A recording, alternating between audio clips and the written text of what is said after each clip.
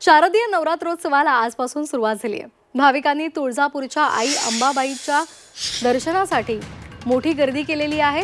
पहाटे 2 वाजता पारंपरिक विधी करून देवीची प्रतिष्ठापना करण्यात आलेली आहे। 9 दिवसाच्या घोर निद्रेनंतर तुळजाभवानी माता आज पहाटे 2 वाजता पलंगावरून सिंहासनावर विराजमान झाली। सकाळी अभिषेक पूजा करून दुपारी जिल्हाधिकाऱ्यांच्या हस्ते विधिवत घटस्थापना केली जाणार आहे। महत्त्वाचं म्हणजे तुळजाभवानीची मूर्ती ही चलमूर्ती आहे आणि त्यामुळे ती इथून तिथे हलवली जाते। आपण हे दृश्य पाहतोय। 9 दिवसांच्या घोर निद्रेनंतर तुळजाभवानी माता आज पहाटे 2 वाजता पलंगावरून सिंहासनावर पुन्हा विराजमान झाली।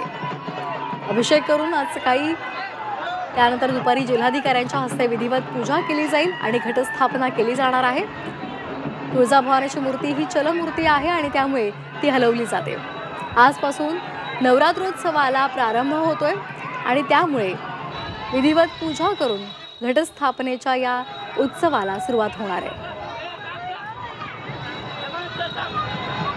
आपण ही 2 दृश्य पाहतोय। पारंपरिक विधीनंतर देवीची पुन्हा एकदा सिंहासनावर प्रतिष्ठापना करण्यात आलेली आहे आणि आज नवरात्रोत्सव आहे आणि या पार्श्वभूमीवर देवीचं दर्शन घेण्यासाठी तुळजापूरच्या मंदिरामध्ये भाविकांनी मोठी गर्दी केलेली आहे। तुळजापूरच्या आई तुळजाभवानीच्या दर्शनासाठी भाविकांनी गर्दी केलेली आपण पाहतोय। पहाटे 2 वाजता पारंपरिक विधी करून देवीची प्राणप्रतिष्ठापना इथे प्रतिष्ठापना करण्यात आलेली आहे। आपण 4 दृश्य पाहतोय।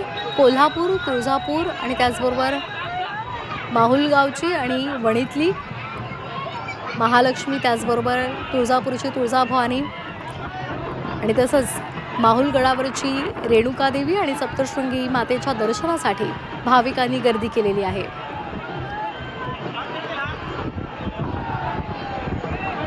आजपासून शारदीय नवरात्रोत्सवाला सुरुवात झालेली आहे। आजपासून 9 दिवस घरोघरी घट बसवले जातात। तसंच देवीच्या दर्शनासाठी आता मंदिरामध्ये भाविकांनी गर्दी केलेली आहे। महाराष्ट्रभरात नवरात्रीचे हे 9 दिवस उत्साह असतो। देवीची 3.5 शक्तिपीठं आहेत, ती आता भक्तांनी फुलून गेलेली आहे।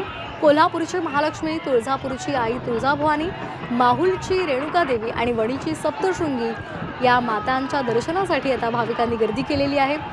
भाविकांची कोणतीही गैरसोय होऊ नये यासाठी प्रशासनानं चोख बंदोबस्त ठेवलेला आहे।